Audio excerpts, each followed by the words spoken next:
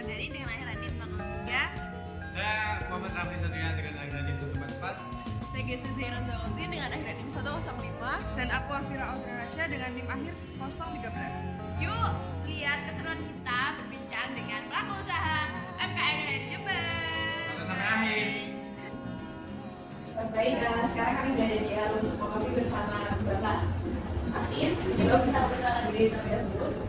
Ya, saya dengan Abdi Aksin dari usaha kedai kopi di Arum Kopi, tepatnya di Dusun Sumber Cantik, Desa Pandungan, Kecamatan. Baik, Bapak, terima kasih. Mungkin Bapak bisa menjelaskan latar belakang berdirinya usaha ini dan apa yang membedakan usaha ini dari usaha lain, Bapak? Ya, kita ada di perkebunan budidaya kopi.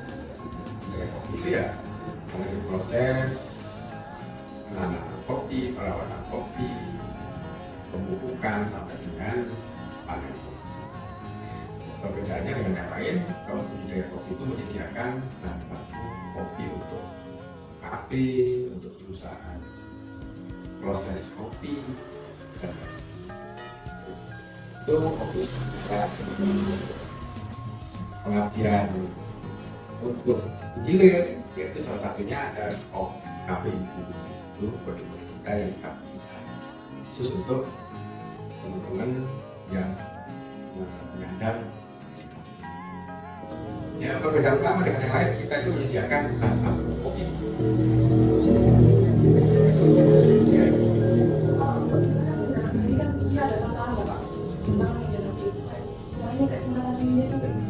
Ya, tantangan itu kalau di usaha kami itu ada 3 divisi utama. Pertama itu bidang perkebunan, kedua itu bidang pasca panen kopi masih, yang ketiga itu bidang barista. Kalau di perkebunan, permasalahan yang paling banyak sekarang ini adalah rendahnya produktivitas kopi, baru mencapai 1,2 ton per hektar kopi di Baik, dalam menjalankan usaha bisnis ini, Bapak biasanya mengadakan pelatihan rutin untuk karyawan baru dan materi apa saja biasanya yang diberikan? Ya, tadi kan ada berapa bidang? Ada 3 bidang ya.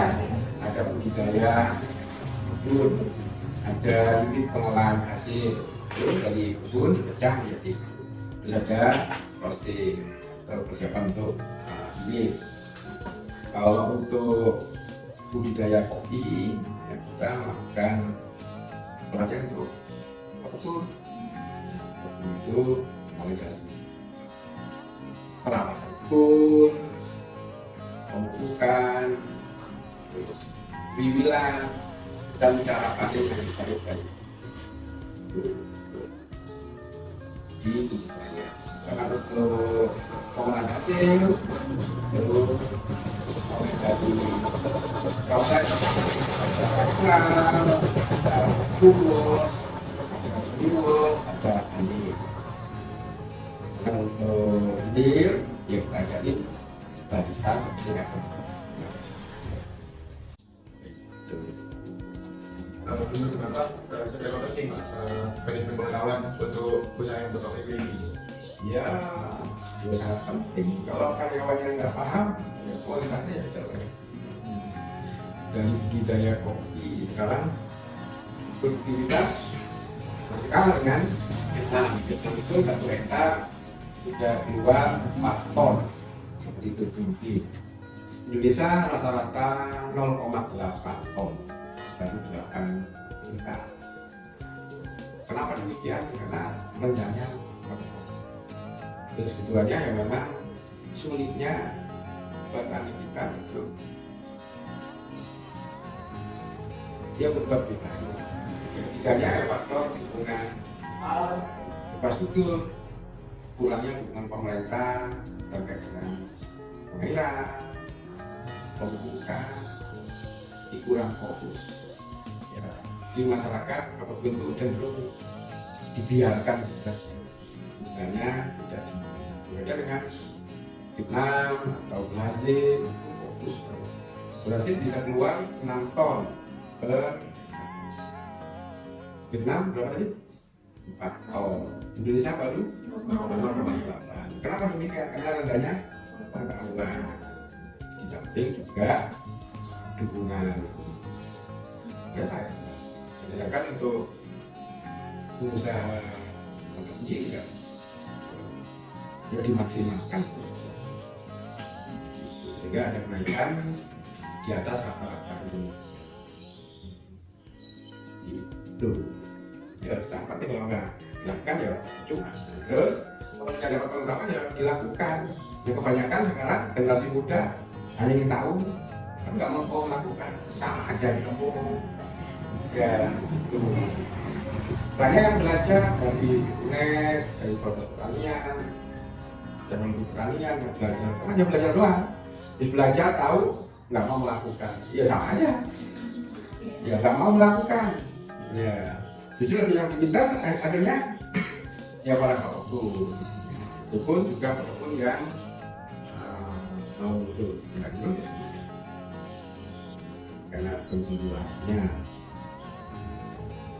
itu kelemahan kita udah diajari nggak mau melakukan ya begitu jadi kami kan prioritasnya enggak jadi walaupun kita juga ada membuat pusat pelatihan pedesaan khusus untuk kopi ini kan namanya kopi ya apa aja yang ditekankan itu budidaya pasca panen roasting uji cita rasa uji perusahaan barista juga pariwisata kan salah kesatuan ya itu butuh pengetahuan yang ada di implementasi itu tantangan tuh aja kalau enggak ya sumber daya alamnya ya diambilin oleh orang Jadi Bapak, terima kasih atas waktunya. Mungkin selanjutnya akan kita mau melihat proses dari Bapak.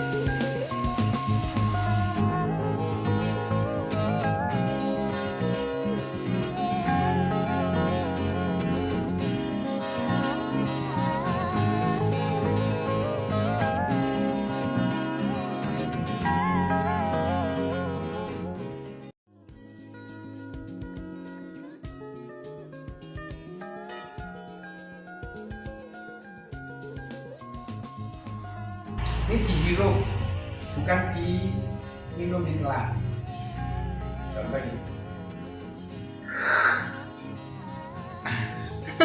Ada ahnya ya. jadi rasa kopi itu diputar di rongga mulut bisa kan terasa manisnya bitternya kafeinnya rempahnya biasa nggak apa